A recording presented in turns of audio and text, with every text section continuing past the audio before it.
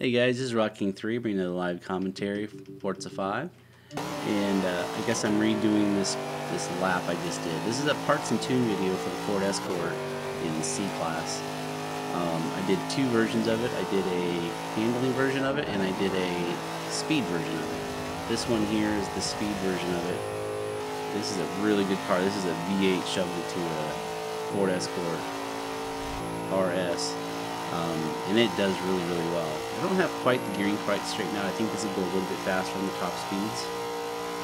But I have been able to run 241 with it. And I put the 500th place person on the track. And you can see that's 244. So this car has a lot of potential on this track. It's really fast, it's got good acceleration, and it still handles fairly well. I'm pretty happy with it. It's pretty drivable.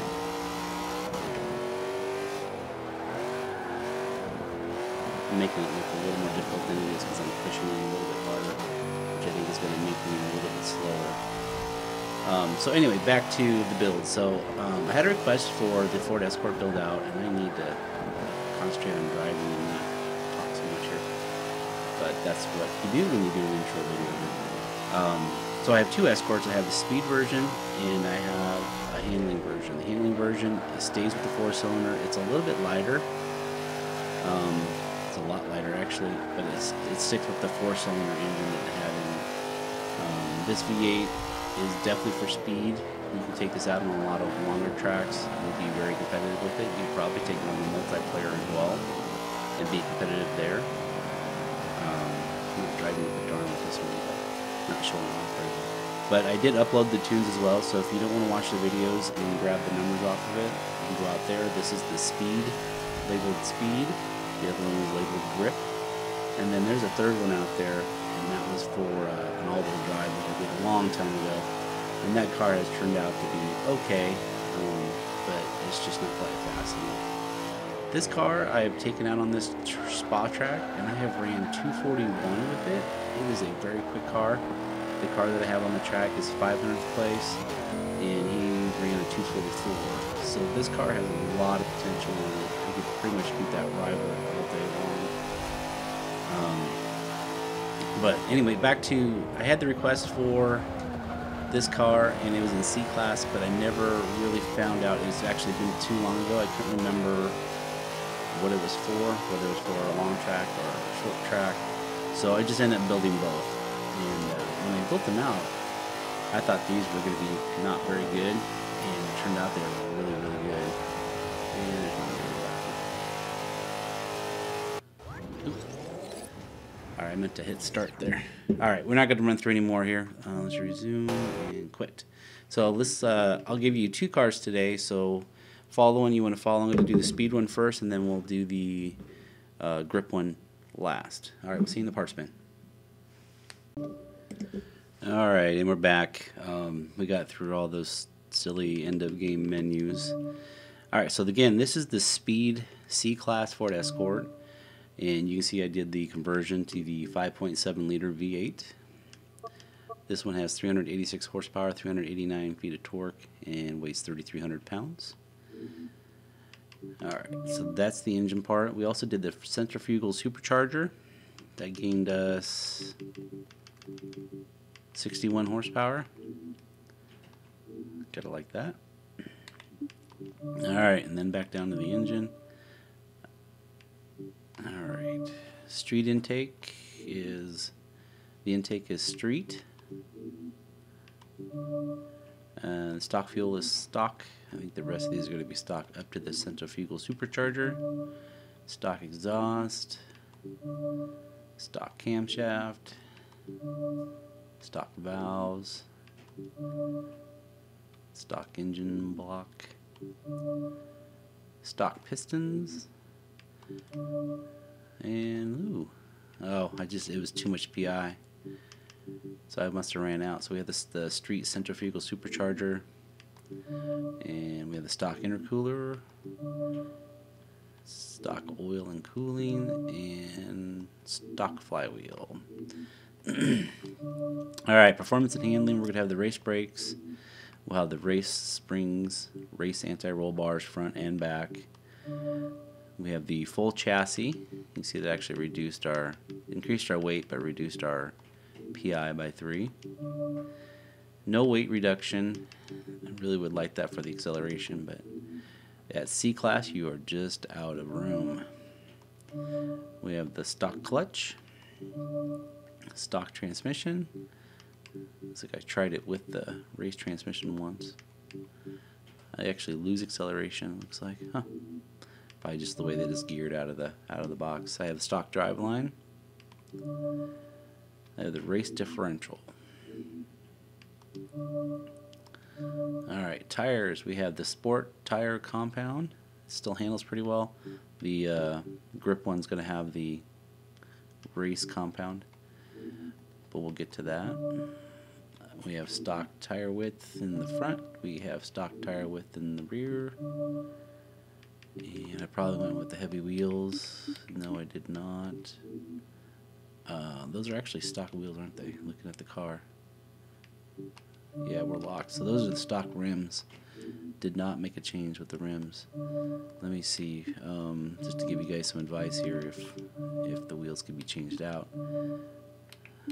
And nope, looks like we gain on the heaviest wheels. We gain a PI. So that would explain why I did that. We have the front arrow, and again that was a -1.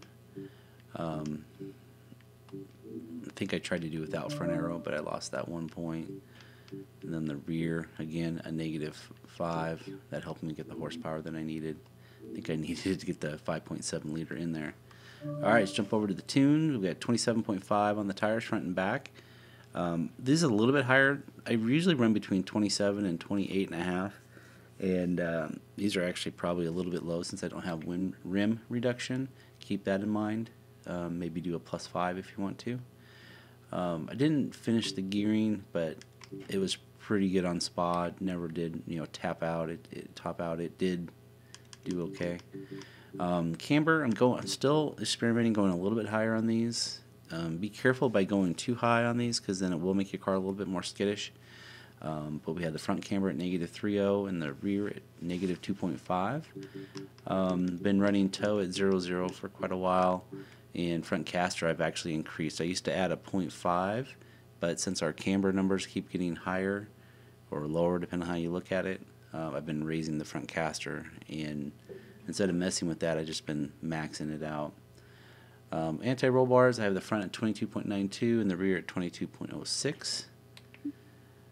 Springs, front are 784.5 and rear is 697.2. Really got those turned around. I basically have it set up for understeer, because if you go any softer with the front springs, or I guess you could move them together, but I wouldn't move the front springs beyond the rear, because then you'll lose the back end a little bit more because of the horsepower in that car. Lower the ride height all the way down. I don't seem to have any problems with that. Rebound, this may actually be a little bit stiffer than stock, 8.7 and 8.4.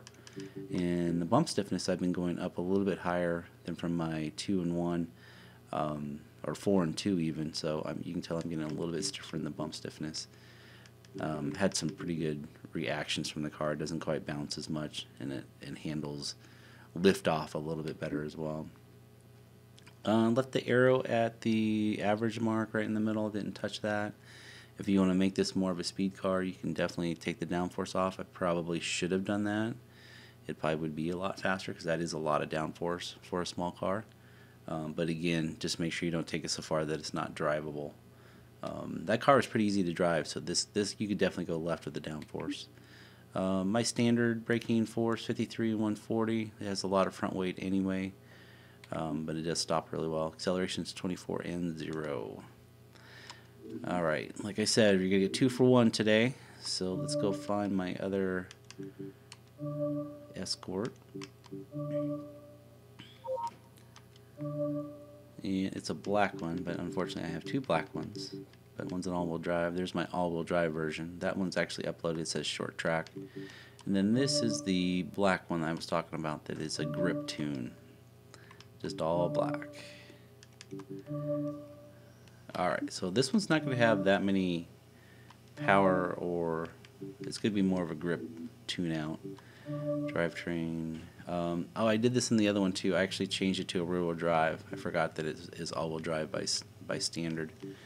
So make sure you look at the drivetrain swap as well.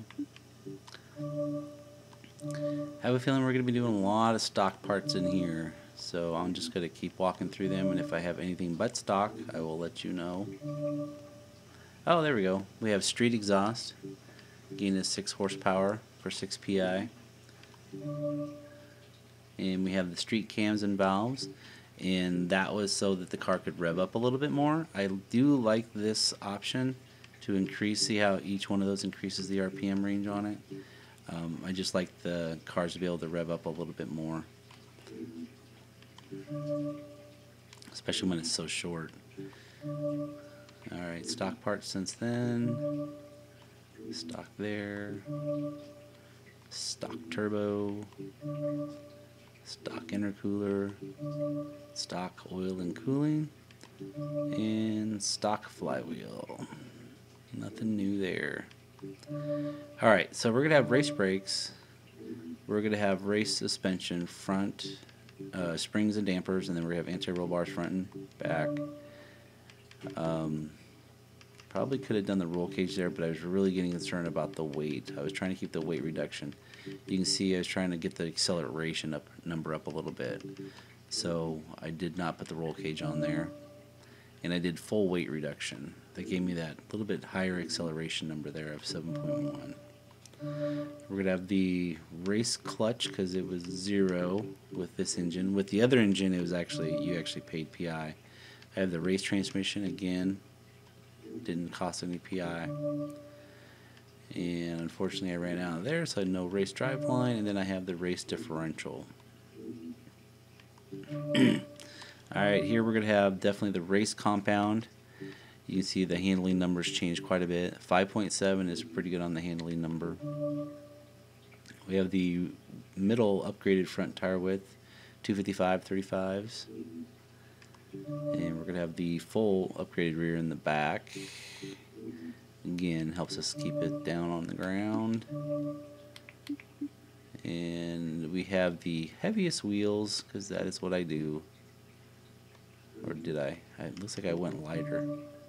There we go. I went with the lightest wheels. So I started with the heavy wheels. That's why that one was check marked. But I'm actually installed with the lightest wheels that I know of. I don't know if there's lighter ones, but I think that is matching the lightest ones possible. So we reduced our weight at the wheels as well. We have the R17's front rim size, and we're probably standard. Yep, R17 in the rear. Always like to try to keep those even. Probably not for performance reasons, but just for aesthetics reasons. Go figure. We have the front wing adjustable wing, Forza wing, and we have the rear Forza wing as well, because it is a grip car. We're at 27.5 in the front and the back. Our gearing, you can definitely play with that depending on what track you're on. I think I did the Laguna Seca on this one, and I do hit 6th gear on the straightaway. Doing again the -3.0 and a -2.5. I seem to react really well to that number. And front caster 7.